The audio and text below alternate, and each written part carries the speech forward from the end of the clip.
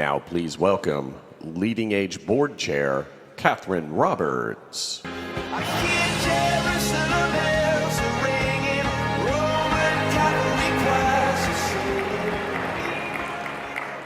Happy Halloween!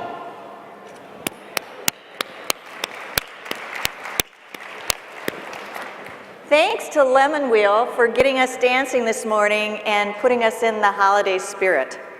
I think it's great to see all the costumed loved ones from our Facebook page on the screen this morning. And as a reminder, whichever little ghost or goblin gets the most likes wins an Xbox One. At that point, they may just help you book your ticket for next year. Along those lines, I want to point out that we appreciate your participation this year and next at our annual meeting, which is booked over the Halloween holiday. The logistics for an event of this size require advanced work of up to a decade, and our conference team is hard at work to make sure we remove this overlap beginning in 2018. Right. A reminder that you can video chat with your little ghosts or goblins, all decked out in their costume, in the booth located outside the expo. It's open all week and offers a variety of platforms, including FaceTime, Skype, and Zoom. As an additional Halloween treat, our silver partner Vicus is supplying everyone with a treat bag that you can use to gather up goodies from our exhibitors to bring back to your loved ones. So make sure you stop at their booth to get started.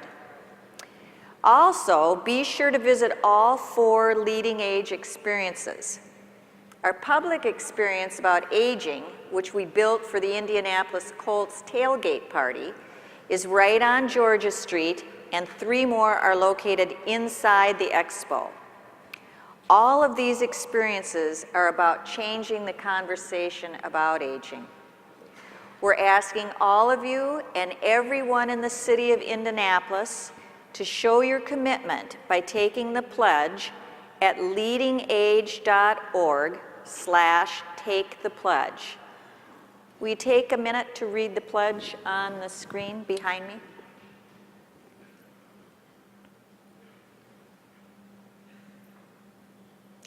The pledge and all the experiences will enhance your understanding of how to shift perceptions around aging and how your organization can replicate creative ideas to change the conversation.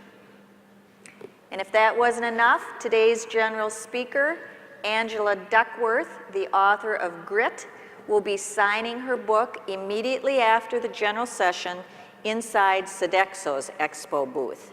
Be sure to stop by and pick up your copy. And finally, a reminder that our exceptional education is due to member feedback. So at each session during this meeting, please use your app to submit your thoughts. Now, without further ado, let's convene our business meeting. The meeting will include election results, an acknowledgement of our board of directors, and a report from our secretary and treasurer. As per our bylaws, candidates for our board of directors can be nominated by any member. Our nominations and award committee met earlier this week to select from a large number of nominees and selected an outstanding slate. Please join me in recognizing and thanking the members of the nominations and award committee.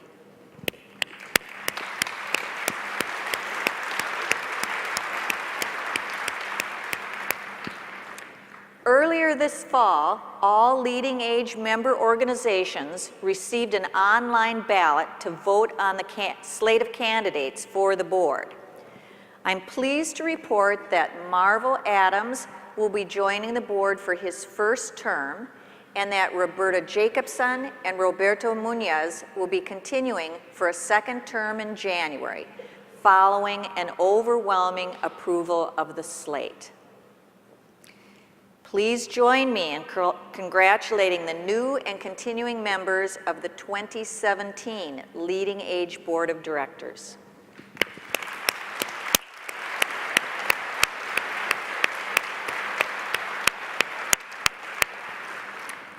3 members of the 2016 Board of Directors have completed their board terms and will be rotating off our board at the end of the year.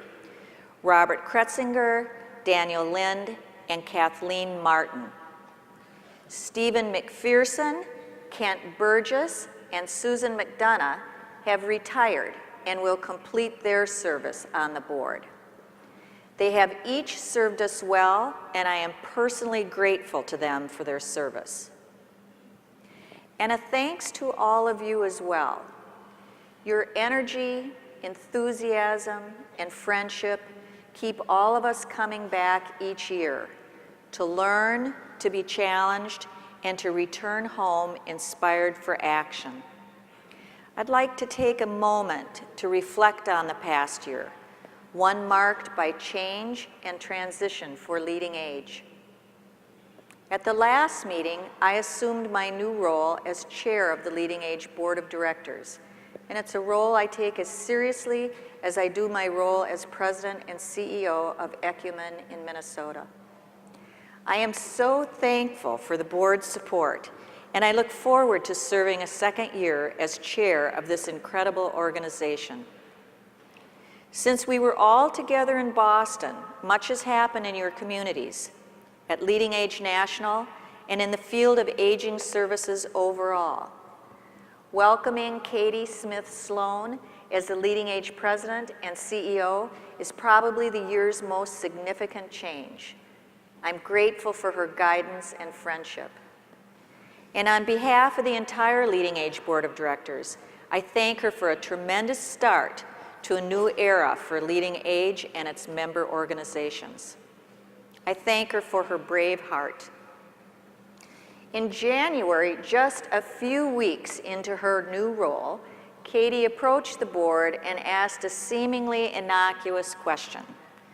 Would you guys mind putting in a little bit of extra time this year?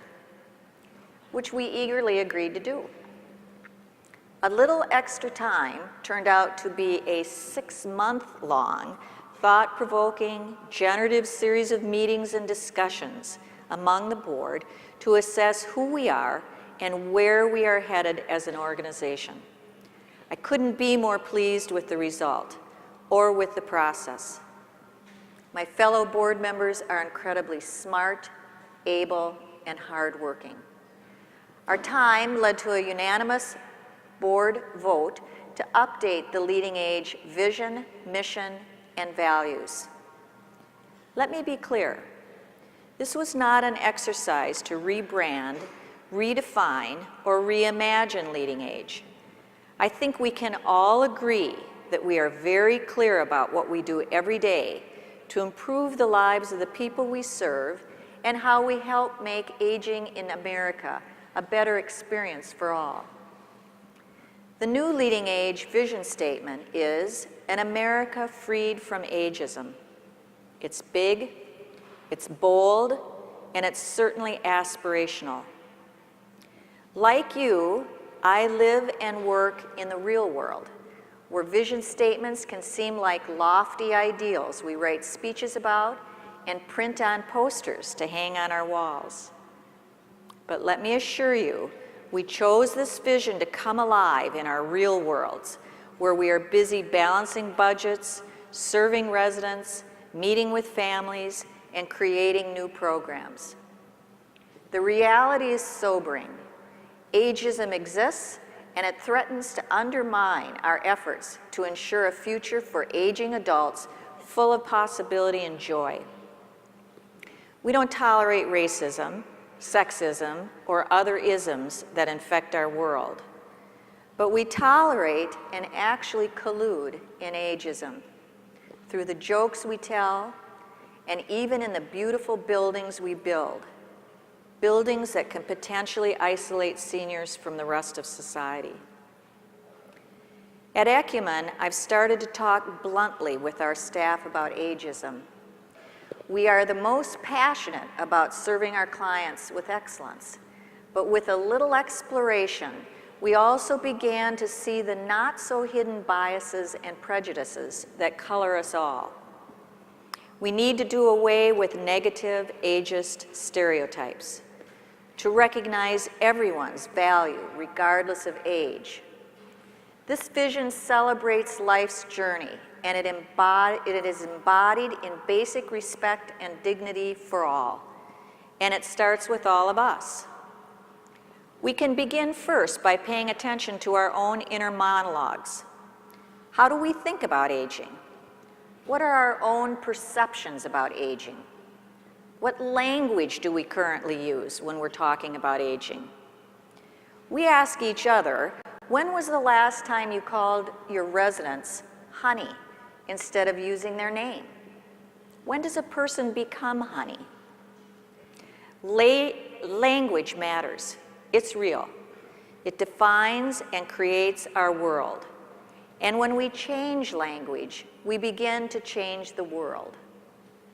Of course, the issues of ageism are greater than language, but we can start there. Eradicating ageism will take an enormous collective effort by all of us. Let's begin with incremental changes and make our own communities free from negative perceptions about aging. Together, we can ask the right questions that will outline the path we need to take to end ageism.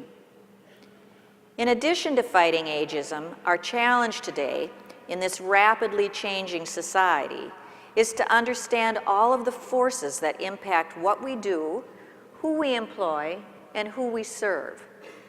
Forces like economics, politics, demographics, technology, and consumer attitudes.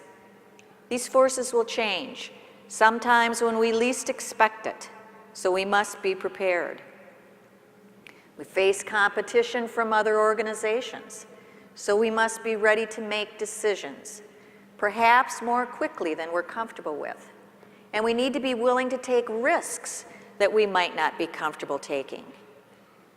But as I look around this room, I know without a doubt that you are ready and more than able to take this on.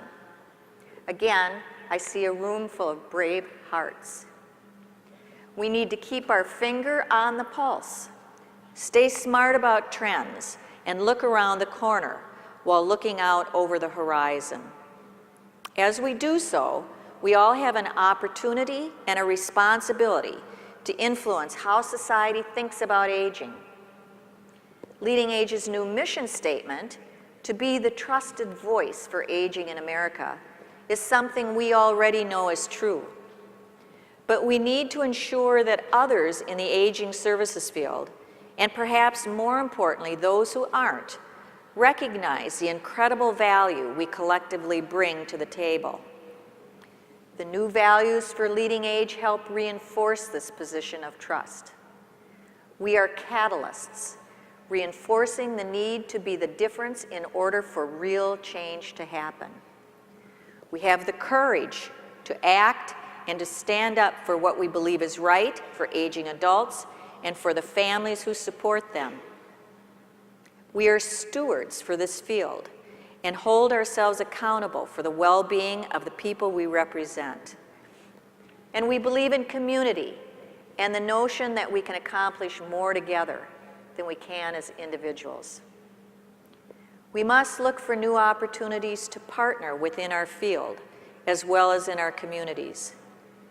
Being here at the annual meeting reminds me what an incredible group of people make up the fabric of this organization. Together, we will focus on the core priorities that impact all of us.